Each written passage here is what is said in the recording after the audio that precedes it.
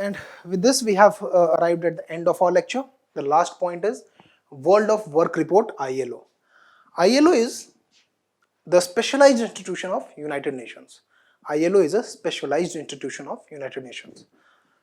So now ILO means International Labour Organizations. It was founded in 1944. It is situated in Geneva. Okay. So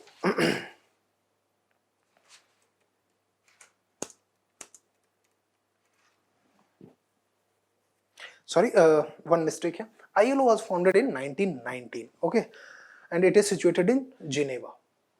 Now, globally, the number of hours worked dropped in the first quarter of 2022, ILO report says. Labor market recovery goes into reverse, says ILO. And gender gap at work worsens in low and middle income nations, but reverses in high income countries. Okay?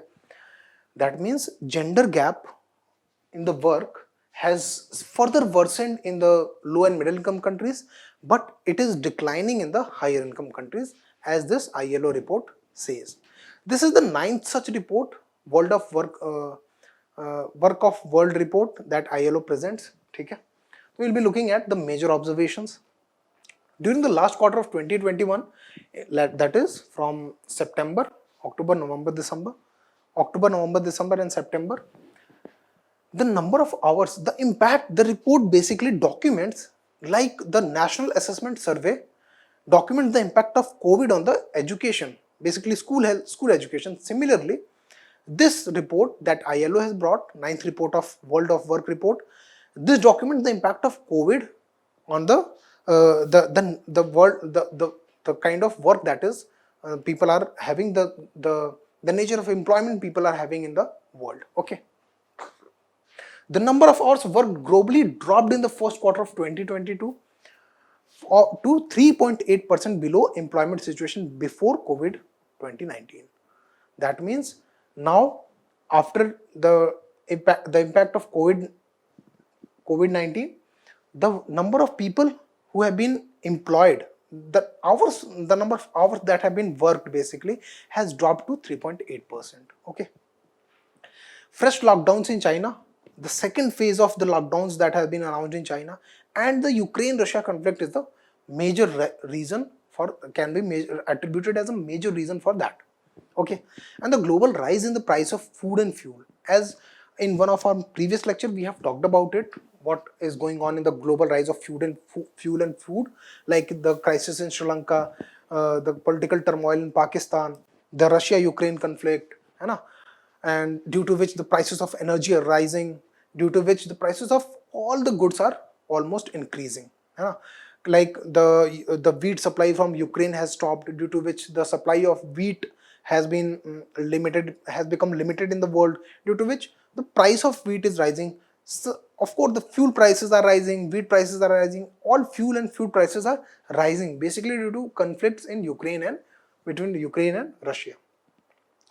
Lower middle income countries experienced a deterioration of gender gap in work hours in the second quarter of 2020. Now this is a major observation, that lower middle income countries observed a deterioration of the gender gap. The gender gap in work hours. Gender gap in work hour means how much work do women do, how many hours of work do women do, and how many hours of work do men do, and the difference between them is called gender gap in work hours. So that has increased in the lower middle income countries. Why? Because number of women who were in the workforce have pulled out. The number of women in the workforce have reduced. Of course, the number of men also have reduced, but the impact of the impact of COVID pushing women out of work is higher than that of the men. And moreover, in the lower income and lower middle income countries, there are already low number of women as compared to men. So gender gap is already high, and more number of women pull out of the workforce. So of course that will lead to further deterioration. Okay. Now global findings are reduction in work hours. Lower middle income countries experienced a deterioration, as I already said. India also experienced it, but in the effect of more number of men walking out of men being put out of workforce was more impacted as compared to the number of women pushing out of the workforce, because number of women are already very low. Okay? Number of women are already very low. For example, it can be understood from this, that if there are only 20 women and 80 men, okay, so if there are already 20 women, that means the gender gap is already very high, and if these 20 women pull out, so the impact will be not very severe. However, there are 50 women and these women pull out, so that the increase in gender gap will be more pronounced in this case. Okay, so that is what has happened with India, because India was already having a low women workforce, so the impact of women moving out of the workforce was not as strong as other countries. Okay. Now, divergence between rich and poor countries. We are not going to talk about inequality in this report. What we are going to talk about is rich countries pre-crisis recovery. ठीक है? Work hours gap is 3.6%. That means the number of work hours that the rich countries produced, है ना? And that, if you set that as benchmark, and number of work hours that these rich countries are producing now, the difference is now only 3.6%. That means the richer countries have almost recovered to the pre-COVID crisis level. However, in the poor countries, pre-crisis and post-recovery work hour gap is 5.7%. Almost double. Okay? Workplace closures are on downward trend. Now, it's a major observation, an important one, that the workplace closures that were taking place due to the COVID, because the demand slump and all these lockdowns, now that is going down. That means the workplace closures and the lockdowns have almost been eliminated, and now workplaces are opening up. Okay. Employment recovery trends shows that in developed countries, the employment levels have recovered to the pre-crisis levels, whereas in developing countries, it remains significantly low, as we saw in the previous slide as well. Okay, labor income recovery trends shows that in 2021, 3 out of 5 people worked in such countries where annual labor incomes had not yet recovered to their level of fourth quarter of 2019. Okay, that means 3 out of 5 workers. Okay,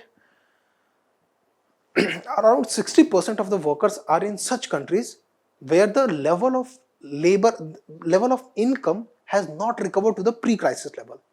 Means almost 60% of the workforce of the world is such that their level of income right now is not up to that level that they were getting prior to the COVID.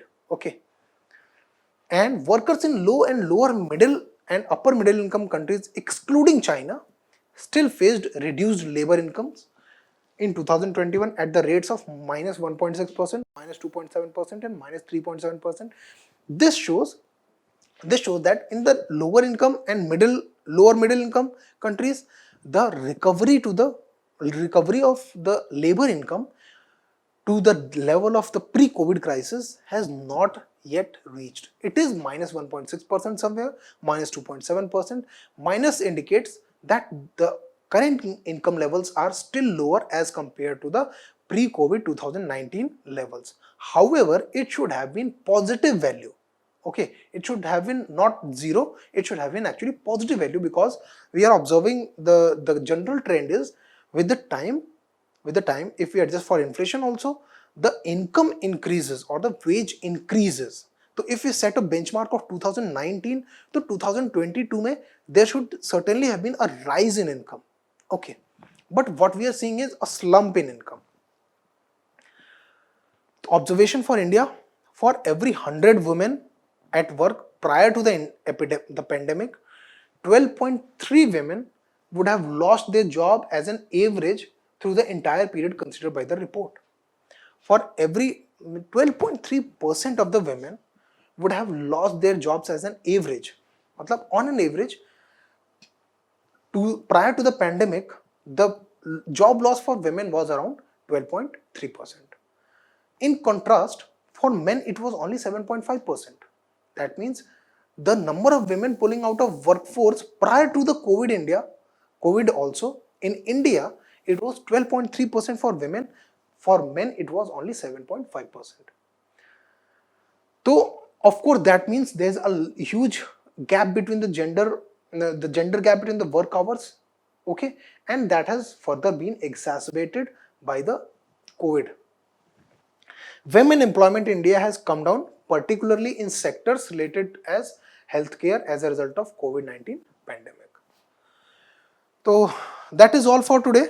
I hope you understood this and I hope you enjoyed this. If there are any questions, any queries, you can reach me out in the comment section. I'll be more than happy to take all your inquiries and queries. Thank you.